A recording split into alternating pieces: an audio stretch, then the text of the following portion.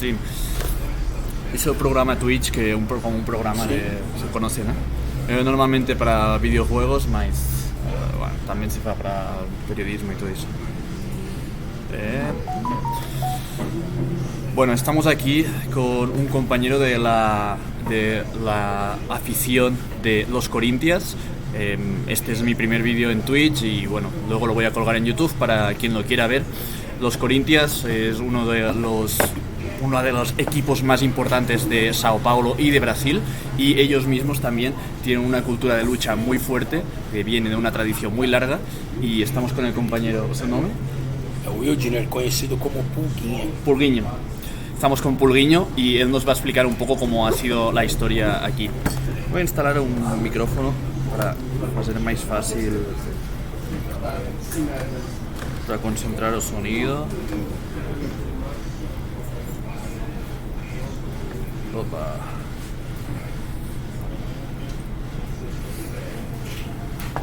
Vamos a empezar ahora. Hola.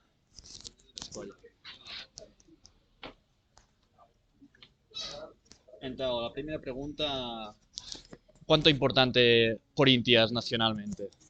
No Brasil. No Brasil.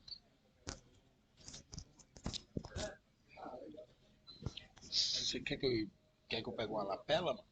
¿Ah? Quer uma lapela? ¿Mapela? ¿O qué?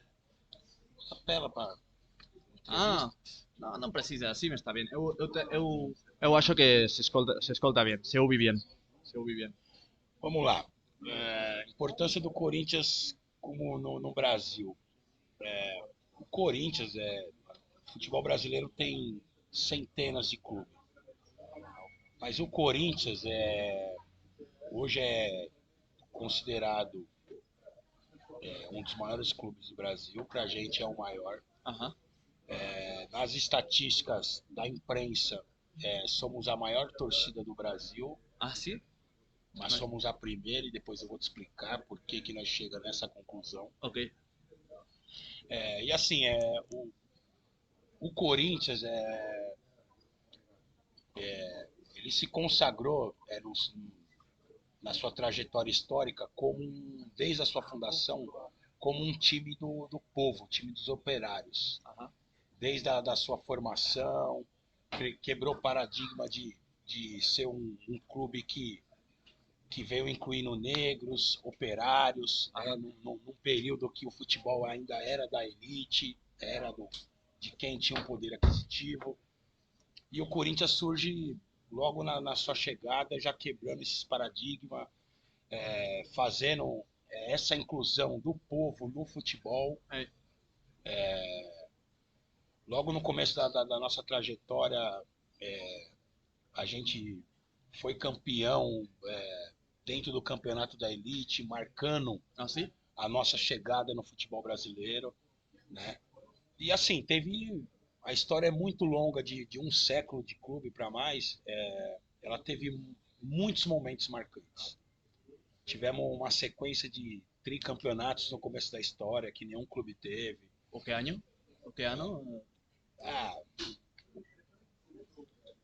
Na década de 20 teve, em em 3 períodos a gente foi marcado por tricampeonatos. Mas em todo o longo da história teve vários períodos que marcou e solidificou a história. A gente vem solidificando desde o começo como o time dos operários, mas o Corinthians, durante esse período, teve diversos fatos que engrandeceu essa questão dessa relação com o povo, com o torcedor. Em 54, campeão do Centenário, foi um dos títulos mais marcantes da época. Aí fomos um time que ficou 23 anos sem ganhar um título, né? Isso consagrou a torcida como fiel, né? Por isso que a gente é chamado de fiel torcida, porque foi 23 anos sem título e a torcida enchendo o estádio. E continuava em todos os campeonatos. Continuava aí. E na perseverança da conquista. E como a gente fala, a gente não é uma torcida que exige título. A gente exige raça e dedicação dentro de campo. Raça, é? Ok. A gente não vai no estádio somente para ver o Corinthians ganhar. A gente vai para ver o Corinthians jogar. Então, assim, são valores que a torcida tem para o time que nos faz diferente da maioria dos clubes brasileiros, né? Aí veio esse período, 23 anos na fila, tivemos uma conquista que parou o Brasil, foi algo que a torcida estava esperando há muito tempo. Logo na sequência, 5 anos depois, o time se organiza, o técnico, os jogadores e fazem algo que nunca aconteceu no futebol mundial, que foi a democracia corintiana, né? Jogadores, comissão técnica, técnico sentando, dialogando para discutir como que eles iam gerir o seu próprio treinamento, a sua própria organização. Uau, muito interessante. Então, assim, é algo que marcou no futebol brasileiro porque é algo que saiu de toda a normalidade, né? Como assim? Os jogadores vão treinar na hora que quer? Eles, né? E foi algo muito marcante, porque além desse processo de organização que eles tinham a soberania de gerir, e não um dirigente, mas eles próprios, foi um momento do país também muito marcante, porque a gente estava saindo de uma ditadura, o povo brasileiro estava numa luta pela anistia dos presos políticos e dos perseguidos. E a democracia corintiana, os jogadores, na verdade, se posicionaram, fizeram acontecer. Era um processo também que estava pelas diretas, primeira eleição, tinha um movimento político no Brasil para ter a primeira eleição com voto, e os jogadores do Corinthians iam para os palanques, iam para os protestos, e se posicionavam. Na verdade, Sócrates e Casagrande, dois jogadores, os ídolos maiores do Corinthians na época, foi conhecidos como um grande precursor nesse momento da história do Brasil. Foram personagens importantes. Posso me falar um pouco mais de Sócrates? O Sócrates era um jogador que dentro do campo ele era um gênio, ele era extraordinário na maneira de jogar, na maneira de tocar bola. Tinha uma coisa própria dele de jogar com o calcanhar que ninguém na época era um diferencial. Era um futebol muito diferente de hoje. Assim? Mais robótico, mais potência, mais forte, né? Futebol de 80 era uma coisa mais cadenciada, né? Era outro perfil. E assim, o Sócrates se fazia diferente dentro de campo, mas marcou mesmo a sua trajetória pelos seus posicionamentos políticos fora do campo. Assim é. Nessa luta que teve pela diretas, né, ele chegou a apostar e assumir num comício publicamente que se o projeto de lei na época não passasse para a gente ter... Que projeto de lei? Não, é um nome muito conhecido, mas não tem aqui mais. Era o que daria se tivesse a maioria votado, a gente tivesse ganhado isso, a gente teria eleições diretas. Depois tivemos essa conquista, mas nesse período o Sócrates, como ídolo da seleção brasileira na época, do Corinthians, um dos times mais expressivos da época, ele chegou a afirmar que caso não ganhássemos, se o povo brasileiro não tivesse essa vitória, ele ia para fora do Brasil. Seria? E aí a gente perdeu e ele foi para fora. Assim é? Mesmo contra a vontade, tipo, ele estava disposto a ficar no Brasil pelo momento político, caso fôssemos vitoriosos. E com isso ele ia perder um baita dinheiro da contratação que ele estava tendo, enfim. Coisas da história dele que marcou muito ele. Mas posteriormente a esse período, ele continuou até quando ele faleceu se posicionando dentro do esporte, sempre deixando claro que jogador tem que ser muito mais do que um cara que joga dentro de campo, mas sim cidadão. Era um cara que pensava na formação do atleta, pensava na inclusão da torcida no espetáculo, nunca deixou de pensar em cidadania, inclusão de povo e desenvolvimento social em torno do esporte. E os longos dos posicionamentos dele durante toda a história sempre foi marcante e sempre ecoou muito forte na sociedade brasileira. Sí, Sócrates fue un ejemplo para mucha gente da torcida. Ele é exemplo dentro da torcida, acho que é a maior referência dentro da torcida do Corinthians, mas também uma referência para muitos torcedores de todos os clubes do Brasil. Así es. Porque esse diferencial dele, diferente de muitos jogadores, você ter posicionamento político, você falar de sociedade, você combater o sistema, isso é uma coisa que muitos poucos fizeram. E ele se diferenciou muito por isso. Ajá. Había otras torcidas que estaban prendiendo el ejemplo de Sócrates. Ele jogou em outros clubes também, né? Ele jogou no Botafogo de Ribeirão Preto, ele jogou no Santos, ele jogou no São Paulo, ele jogou no Flamengo, outros também, outros grandes clubes. Apesar da história dele marcada mesmo no Corinthians, pela democracia corintiana. Mas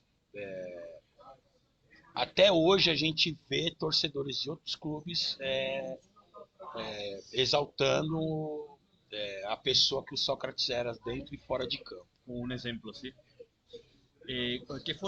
¿Cuáles fueron los títulos más memorables conquistados pelo Corinthians nessa época?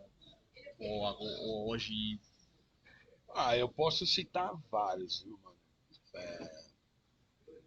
54, campeão do centenário da cidade de São Paulo.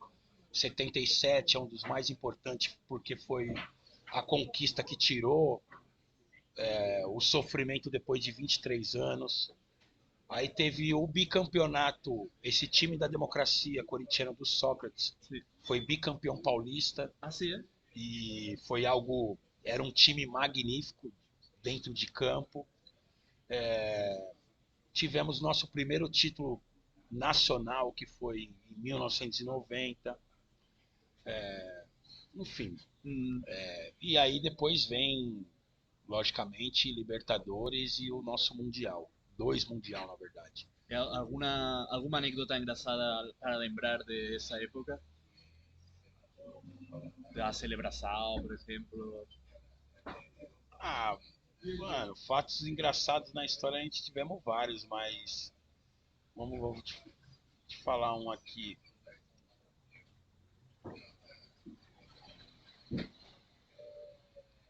Você quer o quê? Referente ao time ou à torcida? A torcida. A torcida?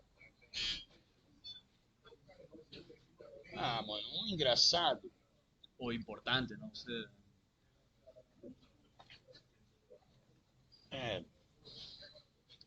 Um engraçado que pra mim marcante foi quando a gente foi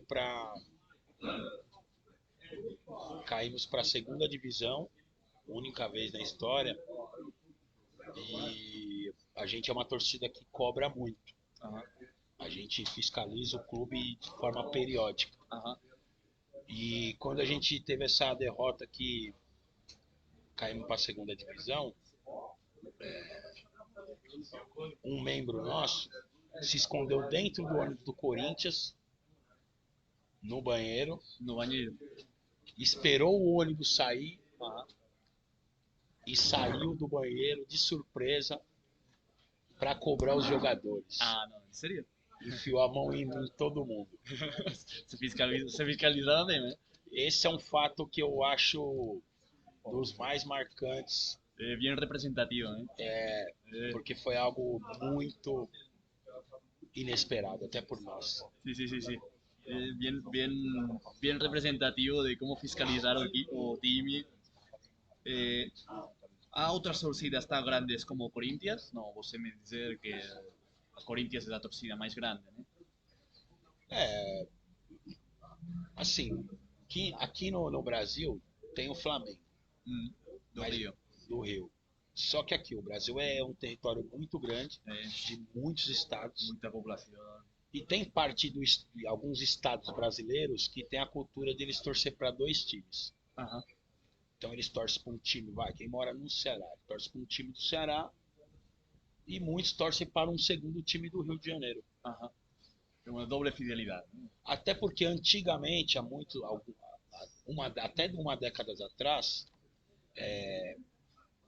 para a maioria dos estados brasileiros só passava jogo do futebol carioca. Então isso formou torcedores para o Flamengo ao longo dos anos de forma inexplicável. Mas assim, a gente consegue, sendo uma torcida que torce para um time só, na estatística, mano, a gente, mano, consegue superar todas as torcidas do Brasil. Aham. Se você pesquisar na internet ou na imprensa, Sim. vai dar Flamengo. Aham. Mas após a quantidade de gente. Mas se tirar esses caras que torcem para dois times, nosso número bate. A gente consegue ser grande até fora de outros estados de São Paulo. Aham. Exemplo, Paraná, a maior torcida lá é do Corinthians. Assim é? Não é nem do Atlético nem do Curitiba. Aqui em Santos, que tem um adversário da cidade de Santos, Sim. a maior torcida é do Corinthians. Aham. Então, assim, quem torce pro Corinthians, torce pro Corinthians mesmo. Aham. A gente tem torcida organizada no Brasil todo. Assim? Tipo, na Organizada. Bahia, no Ceará, no Nordeste, em Minas Gerais, no Rio de Janeiro. E com nós não tem o papo de torcer para dois times. A gente vive Corinthians e Corinthians. Sim, sim, sim, sim. Existe alguma outra organização com democracia corintiana em outras equipes? Se tem algo como a democracia corintiana em outras equipes, Ou como a torcida organizada? não, torcida organizada todos os times têm. Todos os times têm, sim? Do processo cultural do torcedor do Brasil inteiro. Sim. Organizadas tem. A gente tem o prazer de falar que a gente, como torcida organizada, é a referência do Brasil. Que a história da nossa torcida também é muito forte. Aham. E a gente é uma torcida que faz as maiores caravanas, acompanhando o time em qualquer lugar do Brasil. Aham.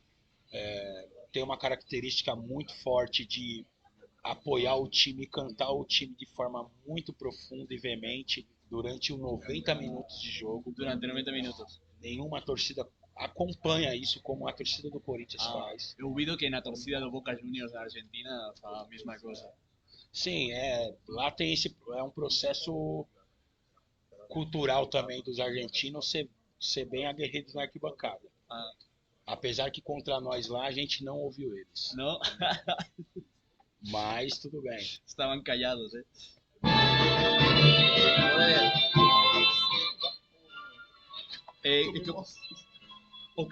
O que você pensa sobre o confronto na rua com outras torcidas?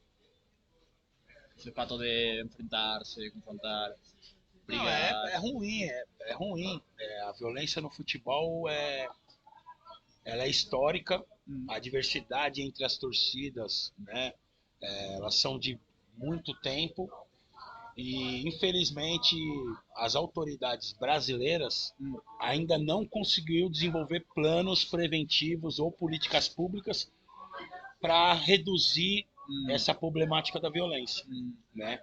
As torcidas aqui procuram se organizar, dialogar bastante e aí ajudar no possível as autoridades, mas ainda é uma problemática Existe em todo o mundo, né? que existe no mundo todo, mas aqui no Brasil tem muita coisa que poderia ser melhorada. Aham. Mas é algo que pra gente é algo que a gente tem o tom da preocupação, né, para lidar. Uma pergunta. Ao princípio, como era a relação como a gerência de equipe? Como a relação entre a torcida Torcida e clube? organizada e o clube, sim. A gente tem uma relação independente, tipo, cada um, a gente Nossa razão de ser é viver pro Corinthians e fiscalizar o Corinthians. Sí. Então, assim, desde a fundação dos Gaviões da Fiel, da nossa torcida, que tem já mais de 5 décadas, o nosso papel é tatuante junto à direção do clube, saber o que acontece e cobrar quando necessário. A gente nasceu para olhar pro clube, Muita não querer transparência. nada dele. A gente, mano, não tem relação de nada com o clube. Não recebemos nada do clube. Pra gente ter moral de quando precisar a gente cobrar. A independência econômica. Sim. E a nossa razão de ser é essa. O nosso papel é sempre de um diálogo. Tipo, tem hora que é mais conflitante porque a gente cobra mais, né? Mas sempre foi um processo de diálogo muito aberto entre as partes. E quando tem que cobrar, a gente cobra. Quando tem que dialogar, a gente dialoga. Então, uma fiscalização do cobramento dos diretivos, dos jogadores, da parte da torcida organizada. É uma fiscalização permanente, a gente tem. Assim é, para evitar a corrupção e tudo isso. Correto. Aham. Existe algum jogador comparável a Sócrates hoje? Não, jogador que é bom de bola, que foi bom como Sócrates, tem muitos. Cabeça, Mais da cabeça de Sócrates? pessoas que, além de jogador ser cidadão, além das 4 linhas, que debate sociedade sem medo, que critica, mano, dirigentes do futebol brasileiro, nós não temos mais. Não temos mais. Tem jogador que se posiciona somente depois que ele aposenta. Ah, sim? A aposentadoria. Mas isso não se arrisca nada. Porque se falar muito, os dirigentes mesmo, os dirigentes dos clubes perseguem, cobram. Uma pergunta, qual foi o papel durante a Copa do Mundo em 2014 de Rio? Nossa, Sim, do Corinthians. Participou? na Copa do Mundo a gente, por gostar de futebol, logicamente a gente sempre acompanha. Sim. Há muitos anos, durante as Copas, sempre tem representante dos Gaviões acompanhando a Copa, levando nossa faixa. Mas assim, tipo, a gente não faz nenhuma organização específica para a Copa. Né? Se torna menos importante e o nosso povo curte livremente, com as famílias, com os amigos, nos bairros, nas comunidades. Sí. En los eventos políticos de este último tiempo, por ejemplo, o impeachment a Dilma Rousseff y todo eso, ¿qué fue los Gaviões a participar en un compromiso explícito de organização, nas manifestações da rua, coisas assim? O que aconteceu nessa época? Em 2010, eu me lembro que é 2016, eu acho. Os Gaviões têm posicionamentos ao longo da sua história. Sim. Nesse período do golpe, Sim, do golpe institucional. Aconteceu o golpe, né? Tipo, muita gente na rua, movido pela uma desinformação da própria direita. E assim, muita gente na rua, surgiram movimentos aí da direita dentro das mobilizações. Hoje, como tem MBL, o movimento dos bunda mole, tem... Enfim, surgiram... Foi algo que na época a gente não conseguia fazer uma leitura clara do que estava acontecendo. Das direções. Né? A direita armou um baita golpe, né? Tipo, a esquerda, o Partido dos Trabalhadores, né? O PT, ficou totalmente criminalizado. Aconteceu muito de a militância petista ter recuado, a militância da esquerda deu um recuo aqui. Deu um recuo, né? Porque era muito difícil debater com toda a construção de argumentação para o golpe que foi feito. Para acontecer o golpe aqui foi um momento de defesa. Foi um jogo da mídia de 2 para mais, 2 anos para mais, De preparação. criminalizando diariamente o governo do PT e os movimentos e a esquerda. Né? Então, tipo, o golpe, imprensa, judiciário e o legislativo, né? Foi uma alça de 3 pontos. E para a gente desconstruir tudo isso, nas ruas, a gente não estava organizado para isso. Precisava muito tempo. Irmão, prazer. Então tomamos o golpe, né? Tipo, foi... Não conseguimos se mobilizar de prontimão com força, mas assim, o nosso pessoal da torcida, logo após o golpe, aí depois veio o Bolsonaro, e aí começou a acontecer algumas coisas de ver a direita na rua, né? Aqui mesmo em São Paulo eles estavam começando a bater em professor, na Vila Paulista, ameaçando pessoas que estavam de vermelho em determinados locais. O quê? Tipo na Vila Paulista, que é um lugar de passeio, Sim. tava rolando muita concentração dos bolsonaristas lá. E aí foi uma coisa que incomodou muito, mano, os Gaviões, o nosso pessoal. E aí foi aí que também pessoas do nosso grupo articularam, mobilizaram, saíram pra rua com o movimento Somos Democracia. Somos Democracia. Que aí fez uma série de manifestações aqui, combativas, e deu uma parada no Bolsonaro. Que foi bem no período da pandemia, etc. Sim, 2019, 2020. E aí, de lá pra cá, a gente continua organizados, né? Tipo, conseguimos participar bem agora da campanha do Lula, do Haddad. Falando disso, qual foi o envolvimento da democracia corintiana durante a campanha eleitoral? Esta última campanha. Nós dos Gaviões, a gente se organizou, né? Montamos um coletivo que denominou-se Corintianos e Corintianas com Lula, né? Até porque não é a torcida inteira dos Gaviões que votava no Lula.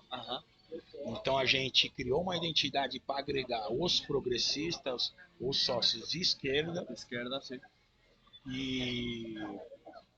E atuamos na campanha, né? Nossa relação além dos partidos, é muito com os movimentos sociais, né? Em especial o MST. E fomos para a rua, né? Fomos para a rua porque entendíamos, né? Tínhamos um entendimento que essa eleição é a mais importante da história do Brasil. Sim. E a gente tinha a necessidade extrema de vencer. E conseguimos, né? Agora vem outro foco, né? Que é se manter mobilizado para que o governo Lula consiga ter força para pleitear as demandas do campo popular. Né? Sim, da gente da rua, evitar a fome e tudo isso. Falando disso, como vocês, ou a torcida organizada, tomou a decisão de desbloquear as estradas após as eleições? Como foi? Foi espontâneo? Todas as torcidas que furaram o bloqueio, furaram porque estava indo ver o jogo do seu time. Para ir a Rio, o domingo. Nós já enfrentamos outros bloqueios, não como esse bolsonarista. Outras greves de caminhoneiro e tá na estrada viajando e a gente abriu bloqueio. Sim? É normal? Outras uma vezes. Prática normal? Outras vezes. Ok. Mas essa aqui era algo que incomodava muito a gente, porque a pauta que eles estão pedindo, exigindo, intervenção militar, ditadura militar, a gente não aceita. Não aceita mais. Não aceita. Então foi 2 planos de ação. Um tinha que furar o bloqueio para ir pro jogo. Isso ia acontecer e aconteceu.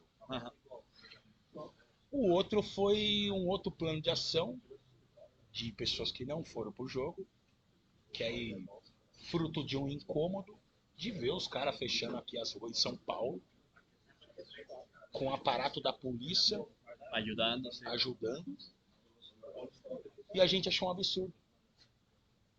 Ok.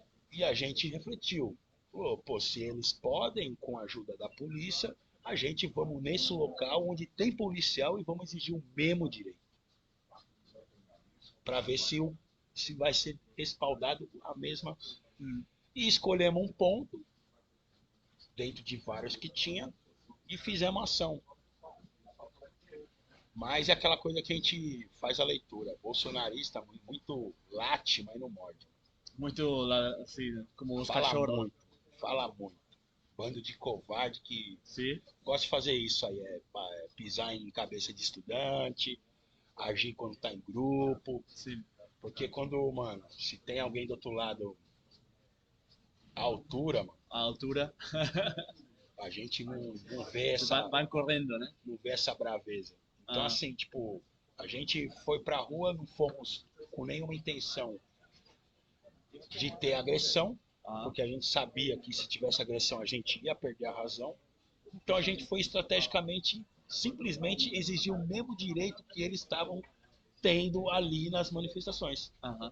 Ser respeitados por la policía. Fomos, fizemos, eles correram antes da gente fazer algo Ah, sí, corrieron directamente.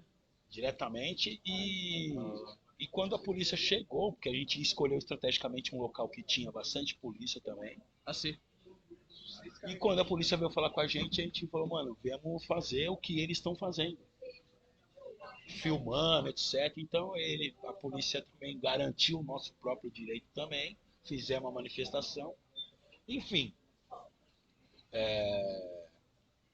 a gente queria mesmo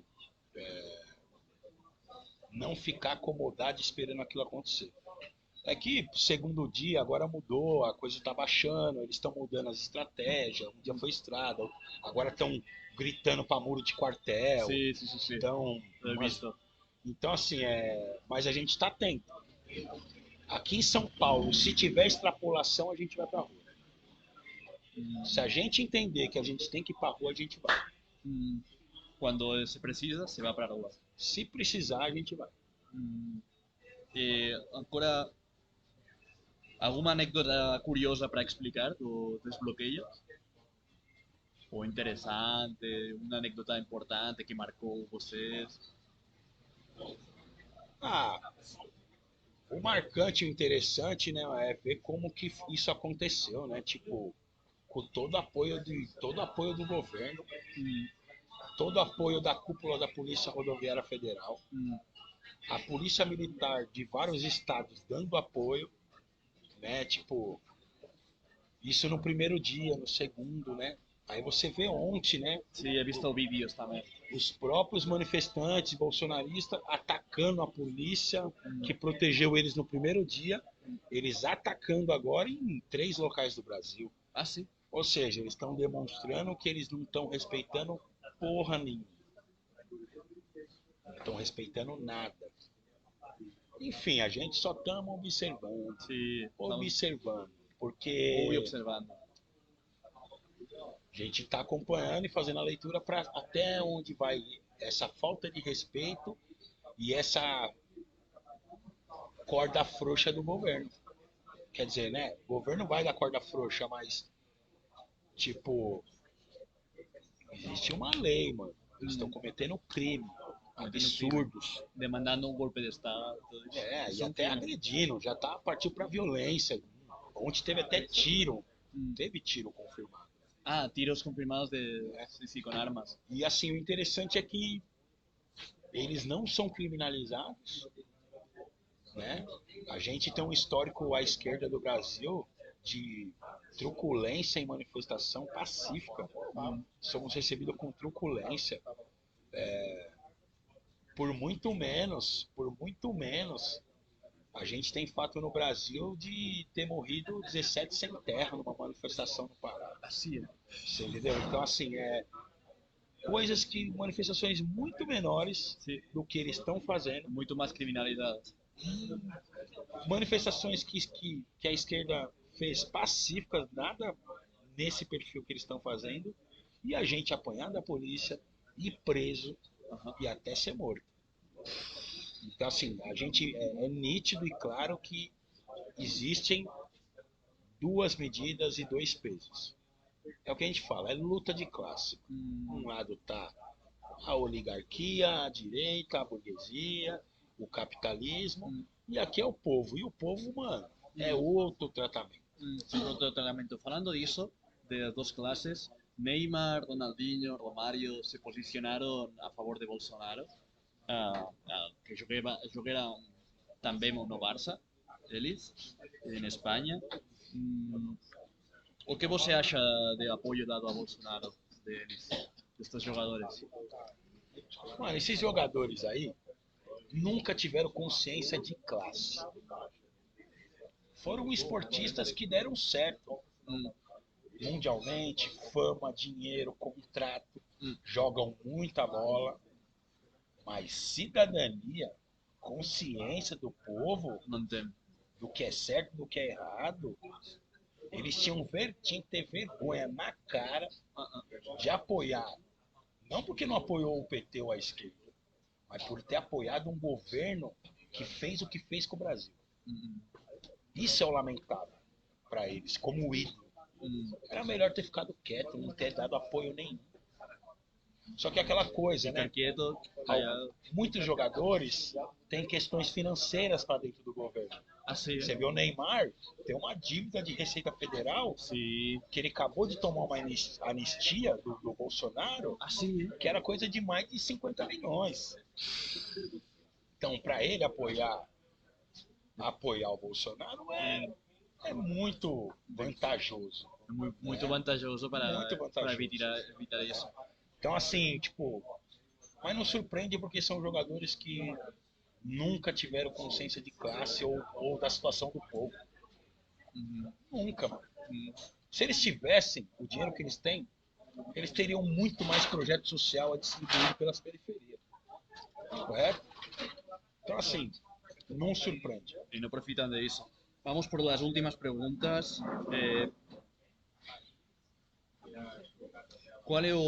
Que acha você de ascenso do bolsonarismo nos dias de hoje? O que acha que a torcida organizada debe fazer, como reagir frente ao ascenso do bolsonarismo? Primeiro, assim, não posso falar com o que a gente pensa em fazer, porque a gente está observando e a gente tudo é numa decisão coletiva. Então, eu não tenho a direção. O único posicionamento que a gente tem certo é que a gente está atento a essa nova linha da direita no Brasil. É algo novo. É algo novo, sim. Eles não têm mobilização de base.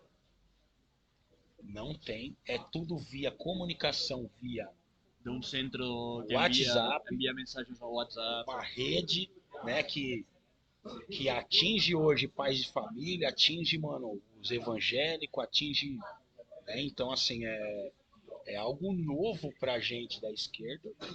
Né? A gente viu que durante a campanha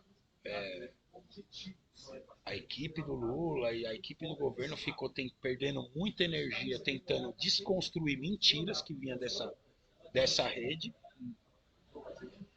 Enfim, é algo que a gente ainda estamos observando e vamos ter que aprender a lidar. A gente faz política no diálogo, construindo, falando com a comunidade. Eles estão fazendo política com desinformação.